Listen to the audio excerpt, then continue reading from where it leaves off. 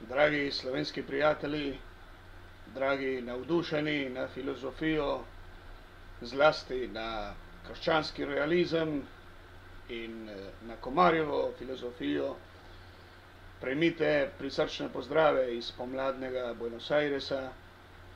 Prav vesel sem, da lahko vsaj skromno sodelujem po teh sredstvih s tem drugim Komarjevim popoldnevom, s to pomembno prireditvijo, ki se danes vrši med vami.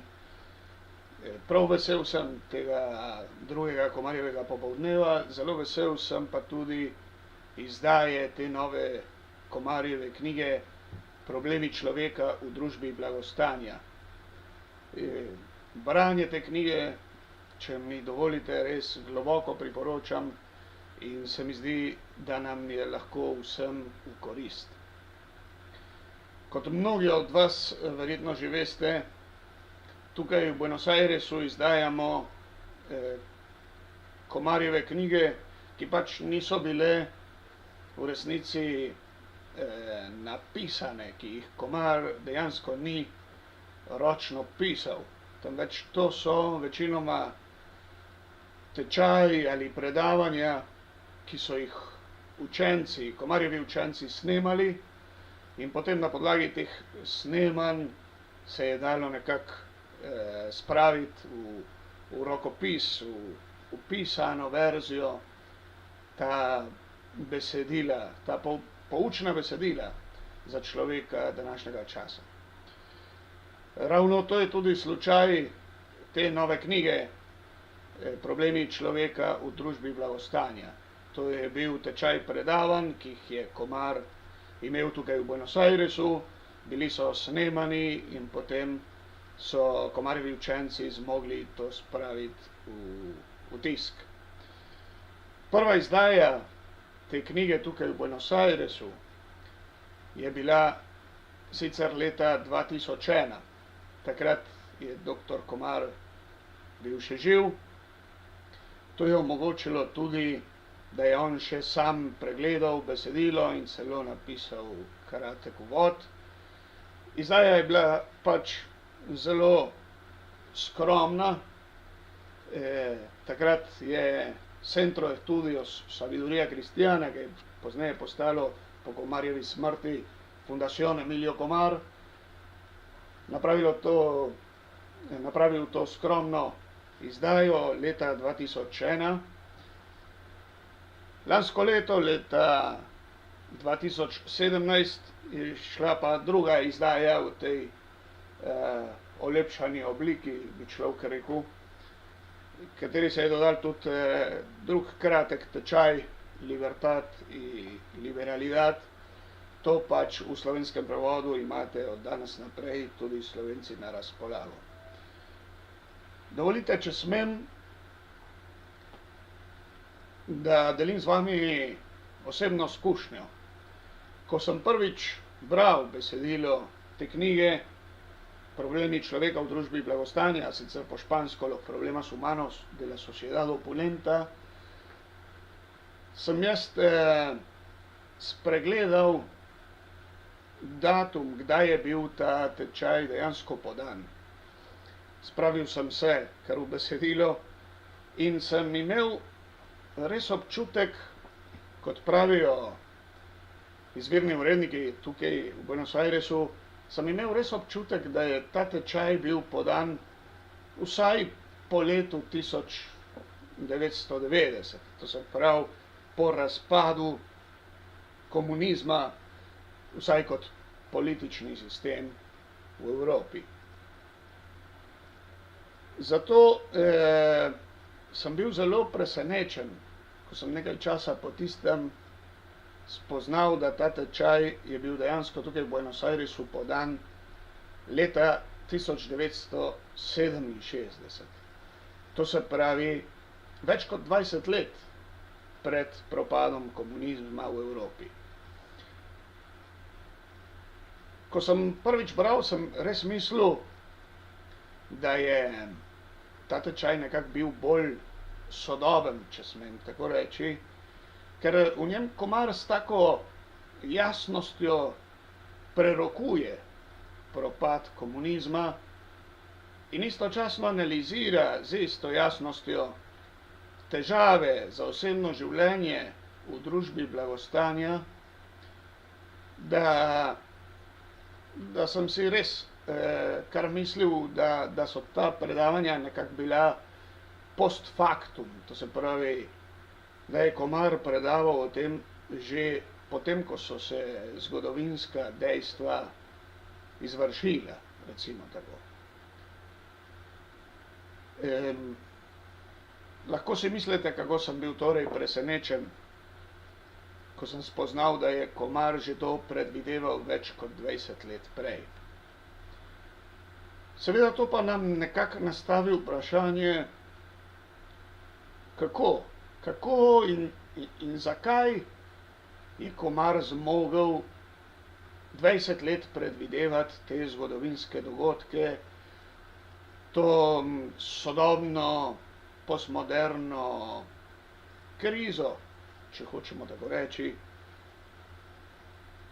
V čem je ravno jedro njegovega uspeha pri tej prognozi, ki jo je leta 1967 že znal napraviti.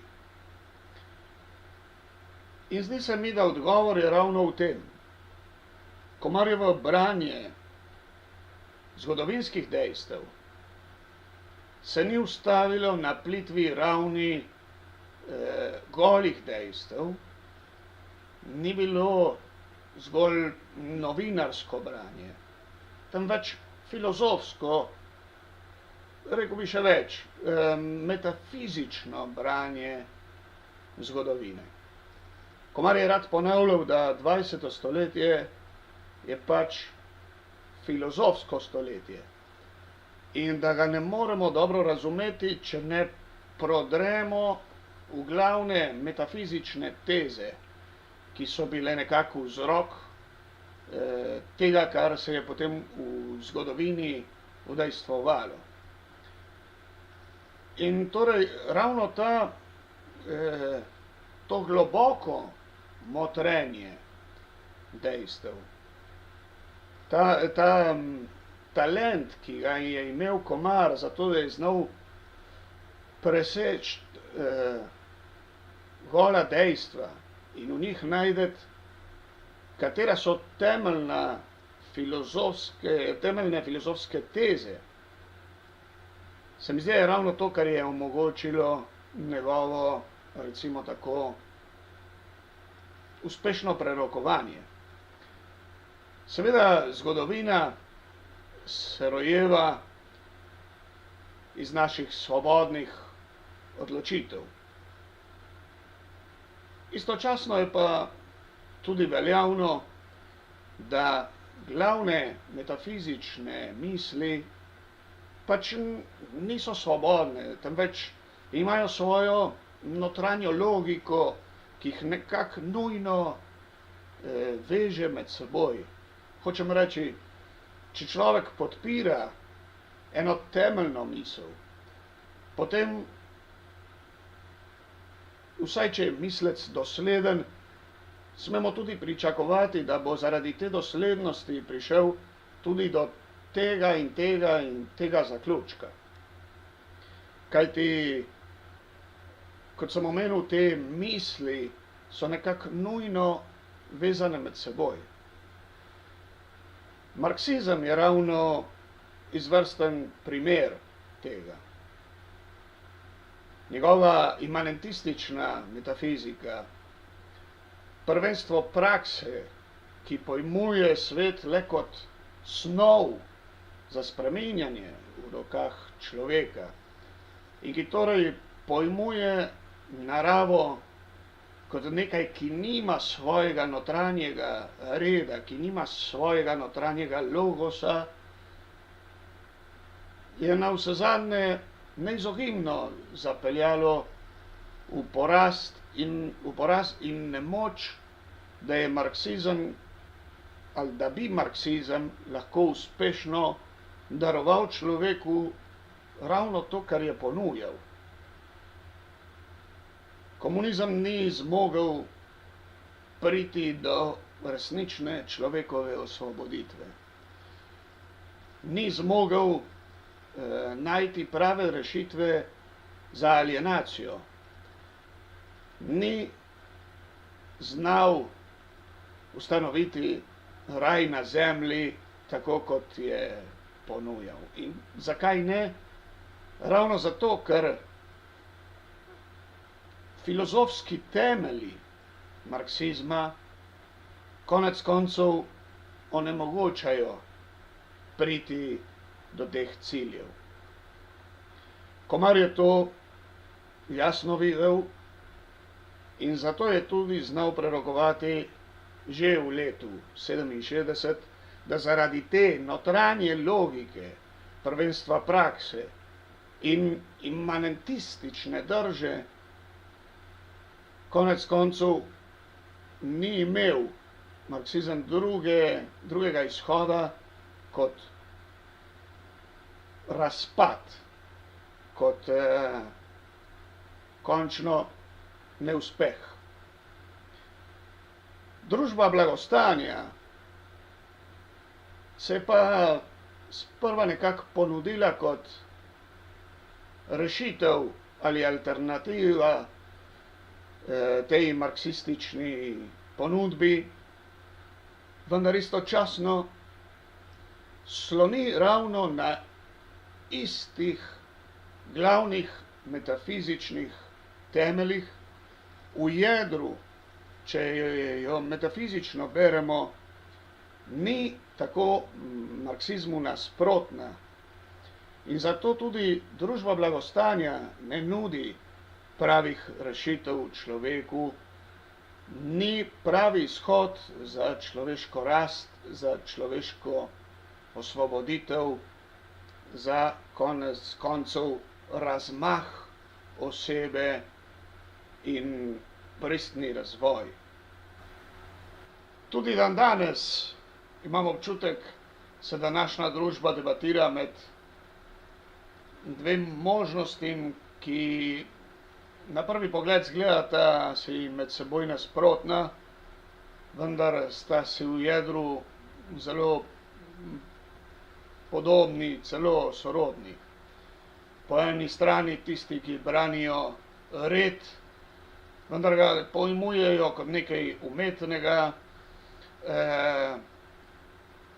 zunanjega in torej konec koncev nasilnega. Po drugi strani pa morda bolj postmoderna drža, ki sprva naj bi branila spontanost, prekršitev vsakršnih meja, zavračanje vsakršne avtoritete, hierarhije in podobno. Vendar, če globoko pogledamo, spoznamo, da te dve drži, kot pravim, si nista dejansko med seboj nasprotna. Ker obe pojmujeta naravo, to se pravi realnost, kot nekaj, ki nima samo na sebi svojega notranjega reda. Zato alternativa bi nekako izgledala biti, ali red je zunanji, vsiljen, ali ga pa ni. In ravno pri tem se mi zdi, da lahko pride na dan izvrstna luč, ki jo nudi krščanski realizem, kajti ta pojmuje realnost kot nekaj, ki ima že svoj notranji red. En red, ki prihaja od znotraj, ki prihaja iz bitja samega. Ravno zato, ker pojmuje realnost ne kot nekaj kaotičnega, praznega, plitvega, nesmiselnega, temveč pojmuje realnost kot stvarstvo, to se pravi kot nekaj, ki je bilo povzročeno zaradi stvarnika, zaradi ali potom njegove modrosti in njegove ljubezni. Če pojmujemo red kot nekaj naravnega, potem pravo izhodišče ni v tem, da vsiljujemo od zunaj urejanje stvari, istočasno pa tudi ne, da zavračamo, zanikamo vsakršni red in skušamo kršiti vsakršnih meja. Temveč rešitev je v tem, da ta naravni red najprej spoznamo in da se potem tudi lahko po njem, ravnamo, da po njem živimo. Zato se mi zdi zelo vesela odločitev, če smem tako reči, da ta nova slovenska Komarjeva knjiga Problemi človeka v družbi blagostanja otvori novo zbirko pod geslom Ordo et Mysterium, to se pravi red in misterij. To geslo ga je že Komar zbral kot naslov njegove prve argentinske knjige in se mi zdi, da zelo dobro povzema, kar je glavno jedro Komarjeve filozofije in dejansko glavna misel krščanskega realizma. To se pravi misel, da obstaja naravni red, da ima svet že svoj notranji logos, ki ga moramo najprej spoznati, spoštovati in potem tudi pomagati, vkolikor zmoremo, da se ta red udejstvuje, da ta red vsakič čim bolj pride na dan. Istočasno pa da imamo tudi na jasnem, da ta red je tako bogat, da ga ne moremo z našimi omejenimi zmožnostmi dokončno izčrpati. Naravni red nas presega.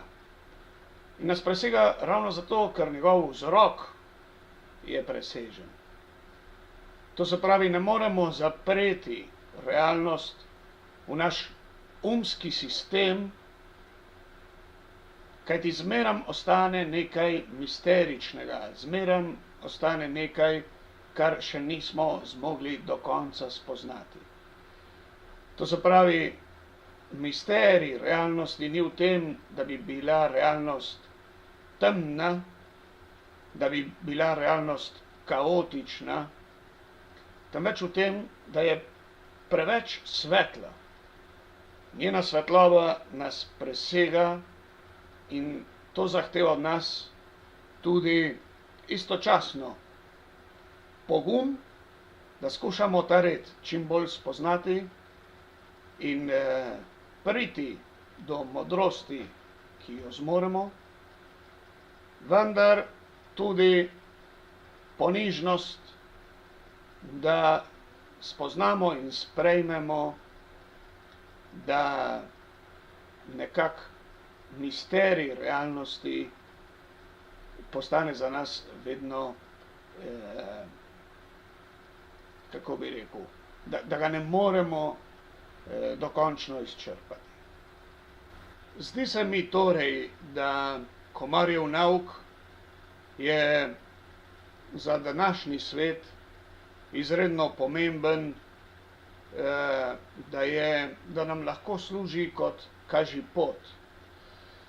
Komar nas uči, kako lahko beremo zgodovinska dejstva, kako lahko prodremo v njihove metafizične temelje, zato da po tej poti tudi lažje in globokejše spoznamo, odkot prihajamo, odkot prihaja današnjo stanje tako imenovane postmoderne družbe, kaj vključuje, kaj skriva v njenem jedru in tudi kam dejansko vodi, če bo dejansko res lahko končno dala človeku to, kar mu ponuja in to, kar mu obljublja, če mu sploh še kaj obljublja. To nalogo moramo danes opraviti tudi mi.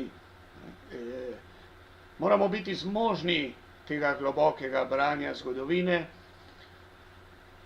kajti globina ni privilegij, kot je rad pravil Komar. Globina ni luksus intelektualcev, ni luksus filozofov ali sociologov ali psihologov, je dejansko bistvena človeška potreba, kajti imamo to naravno težnjo po globini. In ravno v tej globini bomo zmogli najti tudi prave rešitve.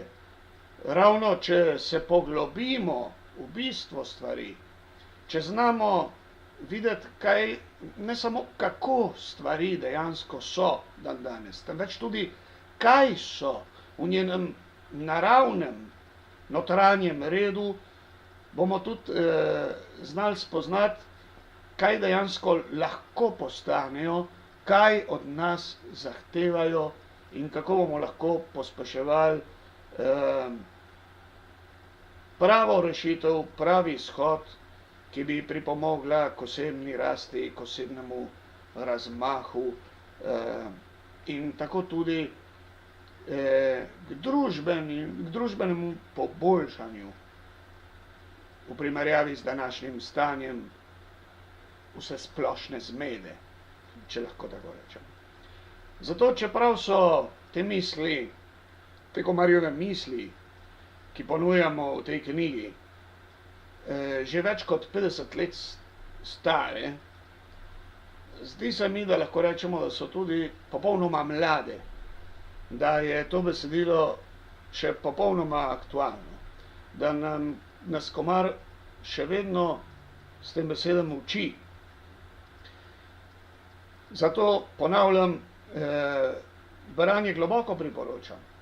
Ne samo zato, ker je nekako zgodovina dokazala, da se je ta Komarjeva prognoza uresničila, kar je seveda že zanimivost zase, temveč tudi, ker nam služi kot kažipot, da mi globoko in kontemplativno prodremo v današnje probleme, v stanje današnje družbe, da globoko iščemo njene vzroke, da razjasnemo današnjo zmedo, kolikor smo zmožni, in da najdemo pristne rešitve, da tudi najdemo najprej odgovore za naše osebno življenje in potom tega, da lahko služimo nekako vsaj skromno kot zgled za druge člane današnje družbe, nad katero